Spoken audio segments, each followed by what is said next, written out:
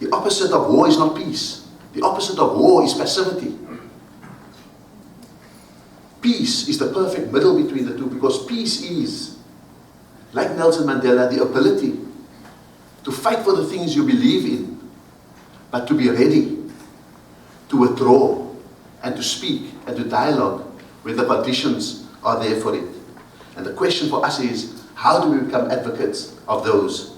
And so when the South African Embassy, with partners like the National Press Club, come together to celebrate the life, legacy and values of Nelson Mandela, we see this as the important plank of the diplomacy of Ubuntu that South Africa must be able to stand for in a very troubled world.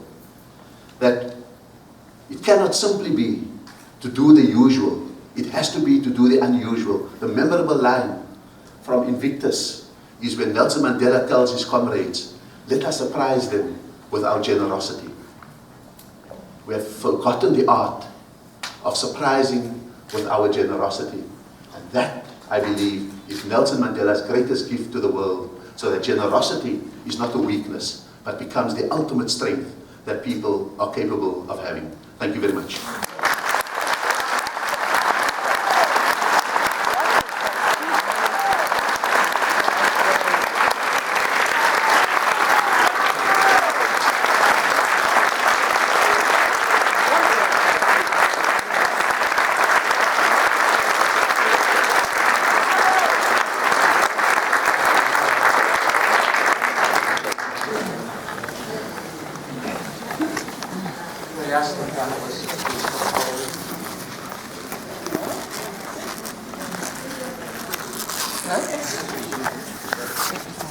Oh, very impressive. What a legacy.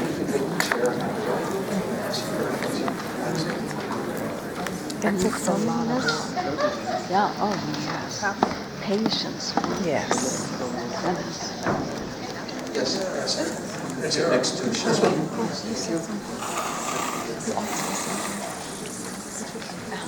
Now I can't remember. So you don't need to test Jerome.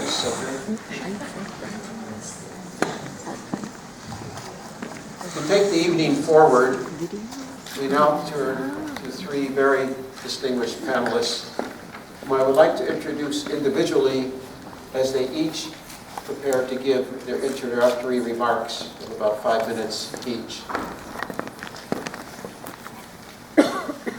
Ambassador Edward Perkins, my immediate left, has had a very distinguished career in the United States State Department, starting in 1972, rising through the Foreign Service ranks, become Director of the State Department's Office of West African Affairs from 1983 to 1985, then Ambassador to Liberia in 1985, and the following year, he became the first ever black ambassador named by the United States to South Africa, where he served for 3 years until 1989.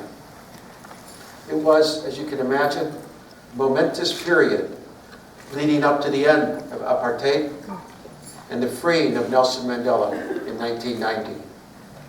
And as challenging as that assignment was, Ambassador Perkins went on to serve as U.S. Ambassador to the United Nations from 1992 to 3, and then Ambassador to Australia from 1993 to 1996, when he retired with the rank of Career Minister in the U.S. Foreign Service. Ambassador Perkins is the William J. Crowe. He was ambassador to the United Kingdom when I was there, and he was a great Oklahoma, just like you. Ambassador Perkins is the William J. Crowe Professor Emeritus and former Senior Vice Provost who helped build the new School of International Studies at Oklahoma University. I know the Press Club has a tradition of many outstanding members from Oklahoma. He has a book entitled Mr. Ambassador, Warrior for Peace, which covers the period of his appointment in South Africa. We are truly honored to have Ambassador Edward Perkins open this panel discussion with his insight into that difficult and sensitive period in South Africa from 1986 to 1989, and what role the United States played in the movement toward the end of apartheid and the freeing of Nelson Mandela. Thank you very much. Thank you, Mr. Ambassador. A wonderful address. As I found many South Africans do that very well. And you carry on the tradition. First, I'd like to say that at Mandela Stadium, I met with the first secret group of South Africans, whites, coloreds, and blacks, who were secretly plotting to get rid of apartheid inside South Africa. But the government had a secret police force. They found out about it. And the following Sunday, I got a call from the foreign minister. He said, Mr. Ambassador, did you meet me at the stadium? Such and such a day. I said, yeah. Who did you meet with? It's just there. It's one of the national places I go in. Make my acquaintance now. He said, well, did you talk about politics? I said, I don't think I have to tell you what I talked about. He said, well, would you give a statement to the press saying that you didn't talk about anything about getting rid of apartheid? I said, Foreign Minister, you know I can't say that. So you know why I'm here. He said, well, Mr. Ambassador, you have to be careful what you do in South Africa. South Africa left me a changed person. I will never be the same as a result of that assignment. I think it would be important for me to say when I first got there, I asked to see Nelson Mandela in jail. His keeper was the Minister of Justice, Justice Minister Kobe Kutsia at that time. And I said, well, Mr. Minister, I have to see Nelson Mandela. I have to go to jail to see him. He said, well, it's not quite time. I said, listen, every time I ask to see him, he will become a little bit more powerful in jail. He said, oh, come on, mate. That's not true. Shortly thereafter, Winnie Mandela came to see me and said, my husband wants you to continue asking to see him. He said, had me to tell you that as long as you ask that question, he gets a little more powerful in jail. When Nelson Mandela came out of jail, and when I first met him, he hugged me, and then he said, Mr. Ambassador, I want you to know I'm looking forward, not backwards. And that's his legacy. That's what the ambassador is doing right here. I think it would be instructive to all of us, and certainly to me, again, to take about 2 minutes and talk about my appointment to South Africa as the ambassador of the United States. In 1985, a lot of heat was being generated in this country. Demonstrations were going on. The Free South Africa movement finally got the attention of the Reagan administration. And finally, it became clear that something had to be done of some momentousness. One of his advisors said, maybe we just appoint a black ambassador. That should satisfy everybody. The only difference was that they had in mind a non-career ambassador, someone who would be friendly towards the Reagan administration at that time. Some of you who followed it may know that up to that time, the Reagan administration had pursued a policy called constructive engagement. It didn't work. And the public at large wanted a change. They wanted the administration to have a change. They wanted our country to be standing on the right side of history. George Shultz, who was Secretary of State, told me later, he went to the president and said, it is time to send a black ambassador. But we've got to find someone that we can send and give him the authority of a proconsul, someone who can make decisions at the embassy in Pretoria or in Cape Town and not ask us what to do. Let me find someone who can meet that qualification. And I had not heard about this. And one night I went to bed where I was in Liberia. My wife woke me up about 12 o'clock and said, "I just saw your name, picture on TV."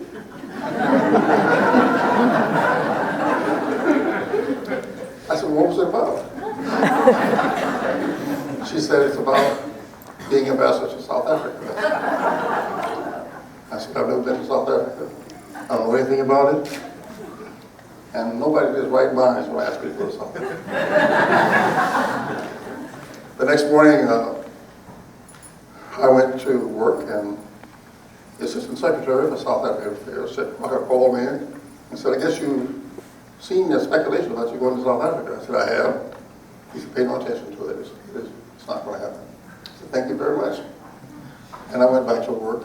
The next morning, I got a call from the Secretary of State, George Shultz. He said the same thing. "I guess you've seen the speculation about you going to South Africa." I said, "Yes, I have." He said, "Well, it's true."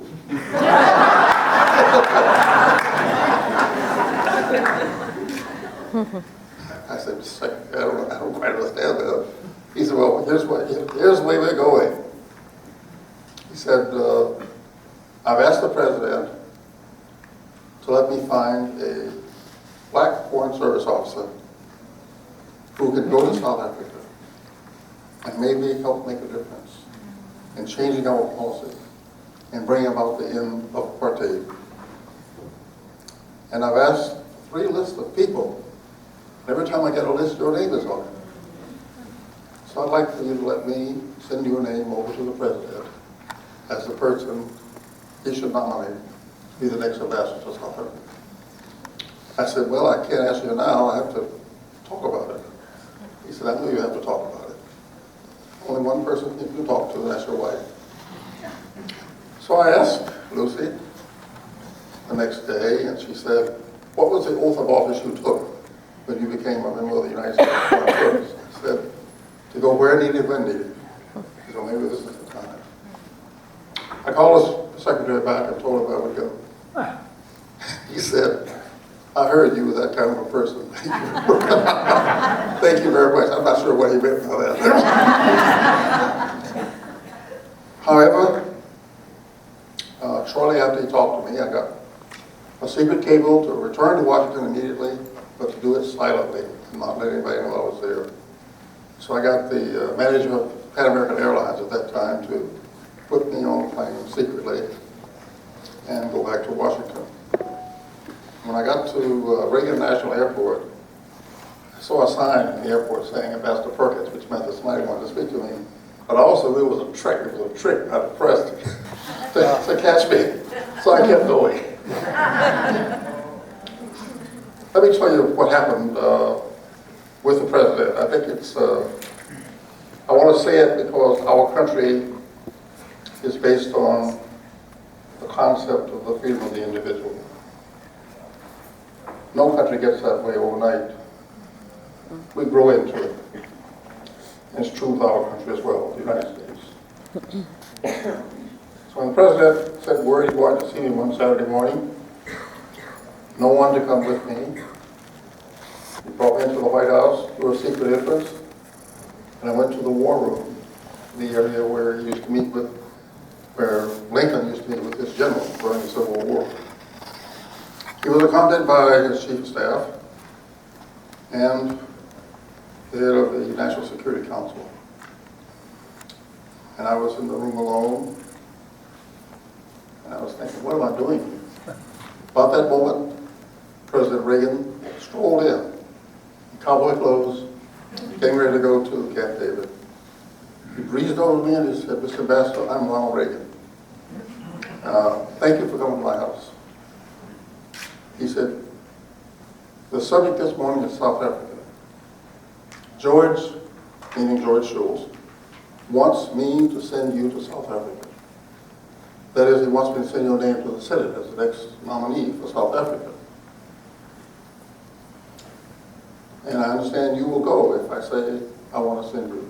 I said, yes. He said, if I do send you, what are you going to do? I'd like to tell you that I reeled off a set of things, but I was completely blown out of my mind. I didn't know what to say. So I said the first thing that came to me. I said, well, Mr. President, South Africans believe that your administration is hostile to black people in South Africa, and that the United States doesn't care anything about them. I said, if you send me, I'll try to change that view. And I'll try to use the power of your office to bring about change in South Africa. He said, yeah. How are you going to do that? I said, I will try to get to know all South Africans. And he said, will you get to know the whites as well? I said, yes, I will. Because they have a role to play in South Africa. Then he said, what do you think black people in this country will think of you for taking this kind of assignment from me, Ronald Reagan? I said, I don't know. He said, well, they won't like it. So if I send you, you will have to travel around this country before you go. Meet as many black leaders as you can. Tell them what you just told me. Tell them what you're going to do in South Africa, because if you make any difference whatsoever, you're going to need their help. And then he said, after an hour, well, thanks for coming. I'll let you know. He walked to the door, and then he turned around. He came back over and he said, you know, Mr. Baxter, I think you're the man to go. I want you to go. Don't say anything to anybody. I'll make the announcement in my own way. Thank you very much for agreeing to go. And out the door he went. So I went back to the place where I was staying with my daughter, who was in graduate school here. And I didn't say anything. She said, what's the matter, Dad? I said, I don't know. Something that just happened to be. Anybody, whatever happened. And I told her about the meeting with President Reagan. And she said, well, the one thing you will have the Perkins family behind you. And that's all she said. And so I sat and had a drink and tried to go to sleep, and I couldn't. Thought about it all the way. The reason I tell this story is the ambassador talked about what makes great countries. And he put a burden on this country, the United States of America, as being a model. It is a model as long as we continue to change, continue to make the issues that we stand for stand out for everybody around the world. And I think this time, when the President sent me to South Africa with proconsul powers to make policy in South Africa and not refer it to the United States, that was a time when he said, America is going to stand up tall and make a difference. Well, we did make a difference in South Africa. We allied ourselves with all the forces fighting for freedom in South Africa. The ANC, the United Front, many others in South Africa, who taught me so much about myself and about human dignity. So South Africa is a teacher of many lessons. And Nelson Mandela, I am the better person for having met him, certainly the better person for having gone to South Africa and represented the United States of America.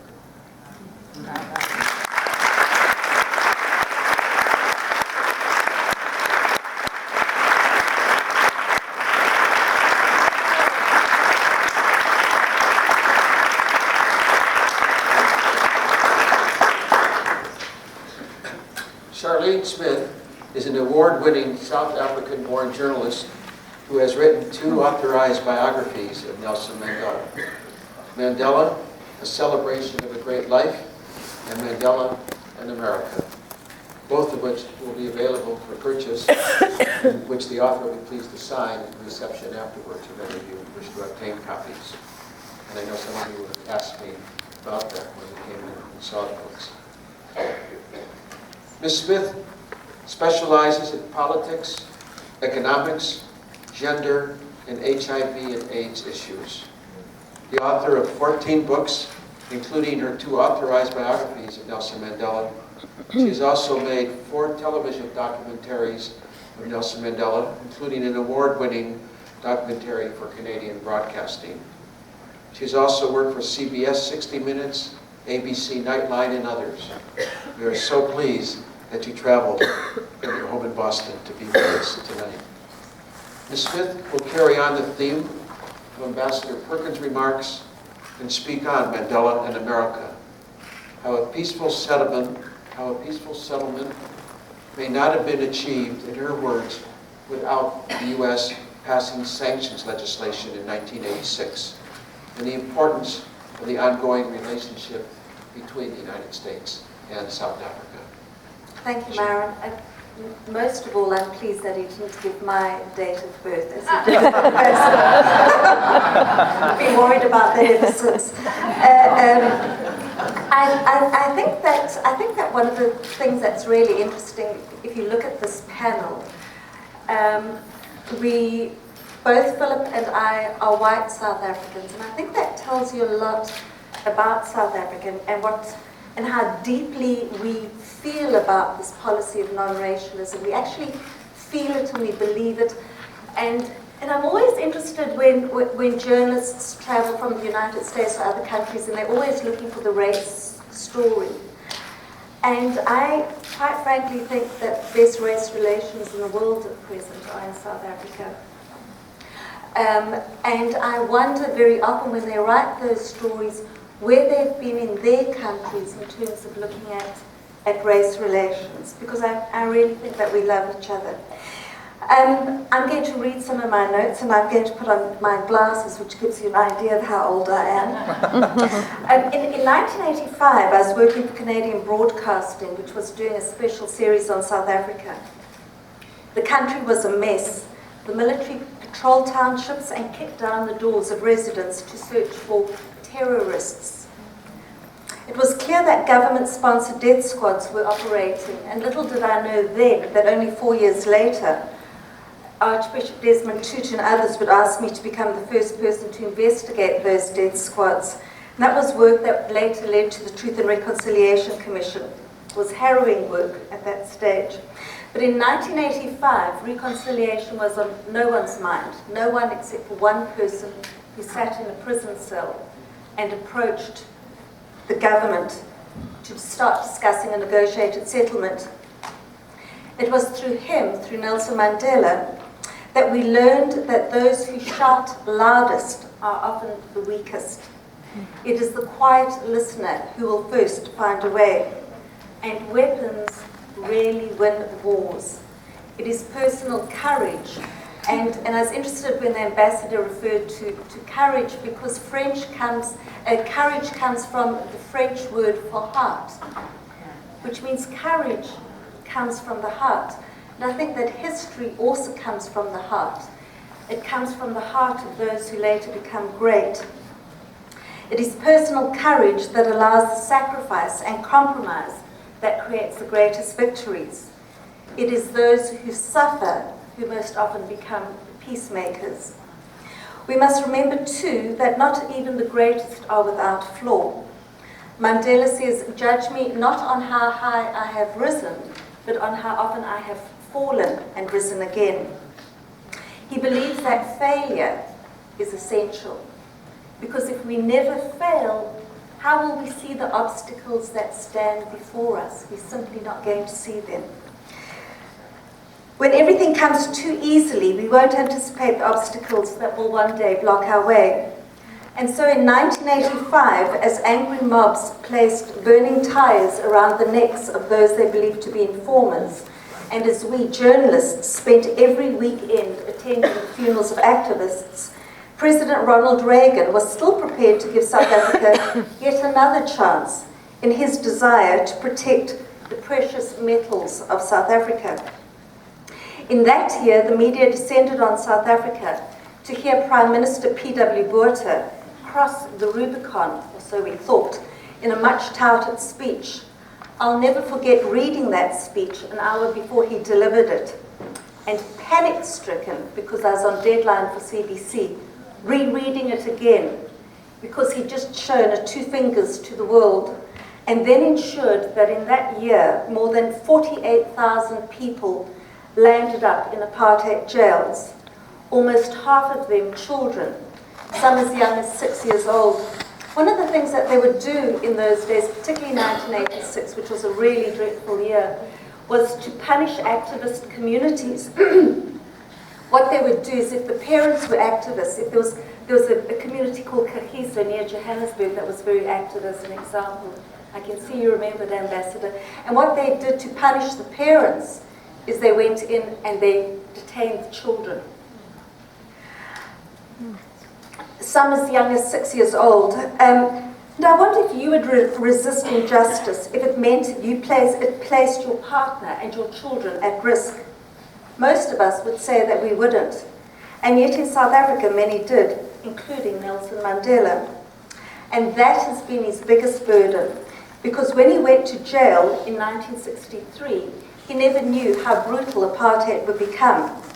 Years later, while he sat in relative comfort in his small book-lined cell, police were harassing his wife.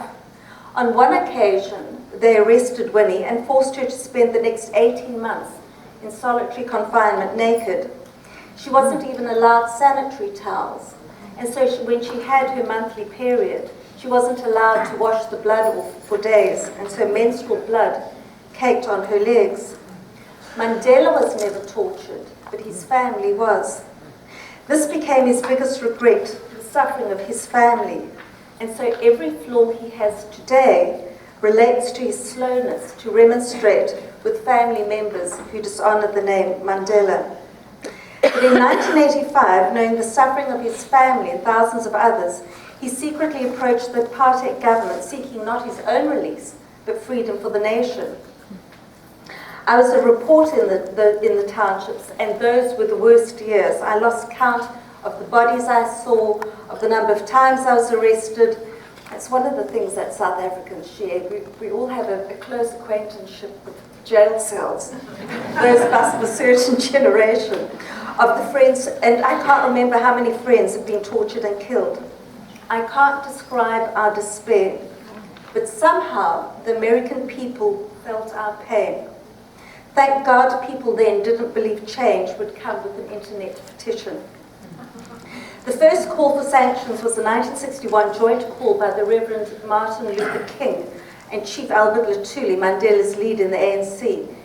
It had limited success with the sports and weapons boycott a few years later. In 1976, Congress turned a deaf ear when Representative Ron Dellums called for sanctions after police opened fire on school children in Soweto. But in 1986, the American people heard. Representative William Gray of Pennsylvania authored CAAA, the Comprehensive Anti-Apartheid Act, and Senator Edward Kennedy and Senator Tom Harkin piloted it, defeating a presidential veto from Ronald Reagan. Many said that sanctions wouldn't work. And please remember that today when we're discussing other sanctions in other countries. Mostly those who put the interests of capital above those of people. In studies of Latin America during the dark years of the generals in the 1980s, one theme was consistent. No coup is ever successful unless big business or a foreign power supports it. In South Africa, we learned another lesson. When comprehensive sanctions are applied, big business goes banging on the doors of government and suddenly says, change the system. No one will buy our stocks. We can't sell exports. We can't import innovation. Democratize the political system. Do sanctions work? You bet your life they do. Within 5 years, Nelson Mandela walked free, and behind him were 40 million South Africans. Yes, repression intensified before debated. The week before democratic elections in 1994, I walked through a square where a bomb had detonated next to a taxi rank.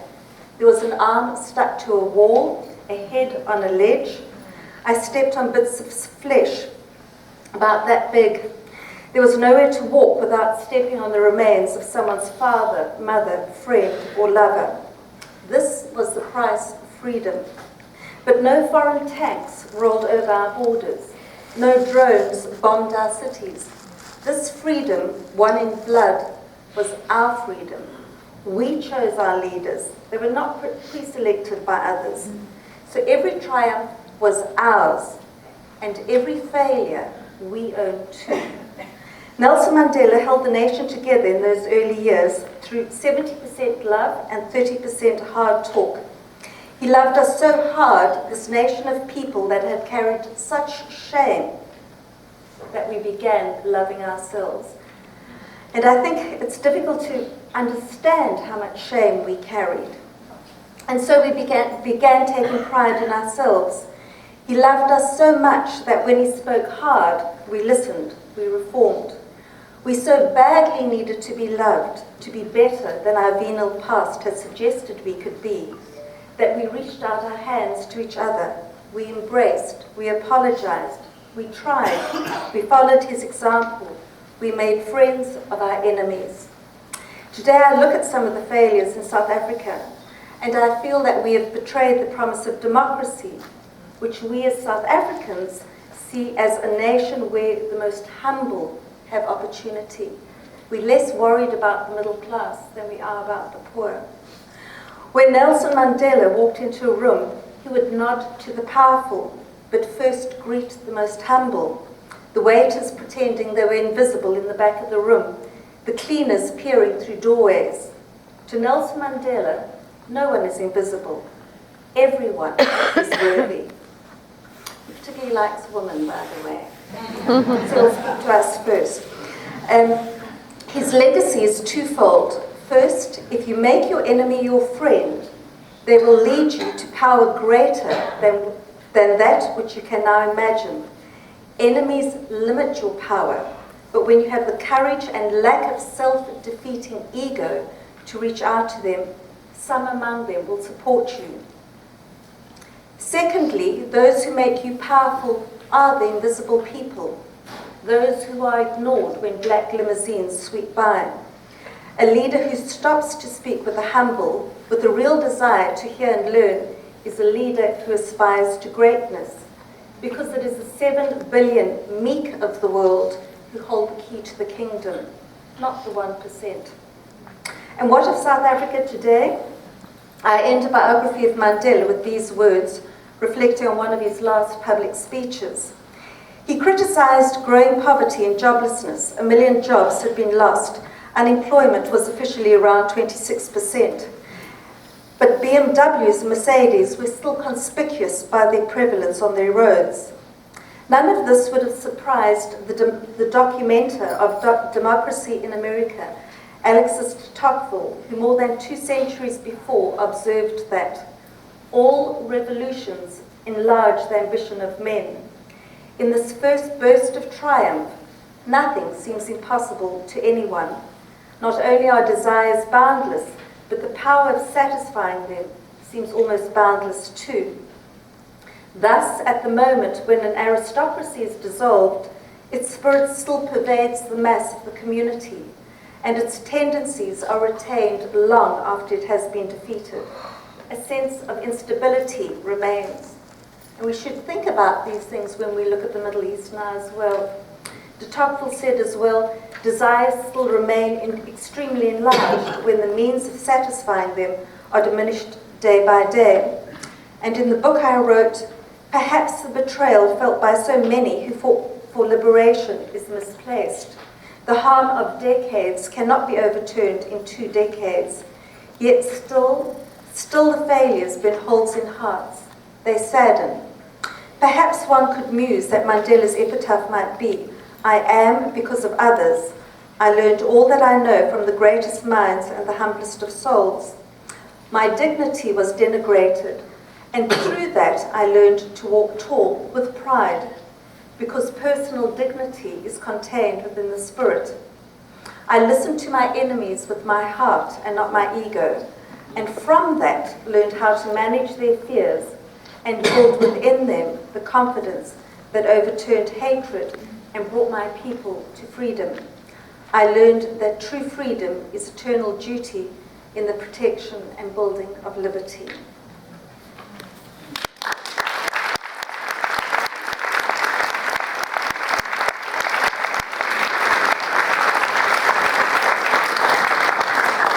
Charlene. Wow, this is an amazing evening, and we are very grateful to everybody. And Ambassador Rasul, I was speechless after your speech. When everybody just stood with a spontaneous ovation, that in the middle of moving the podium around, I didn't get to say thank you so much.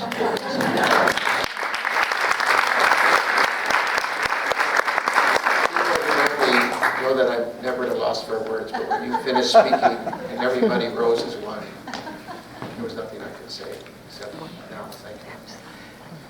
And thank you to our first two panelists, and I thank in advance our final panelist, Philip Van Nieker, who was a journalist in South Africa for 2 decades, covering the critical last years of apartheid and the transition to democracy. He worked for the Anti-Apartheid Weekly Mail and became editor of the paper from 1996 to 2001, after it was transformed into the Mail and Guardian. He also worked as the Africa correspondent of a number of foreign publications, including the London Observer. In 2001, he moved to Washington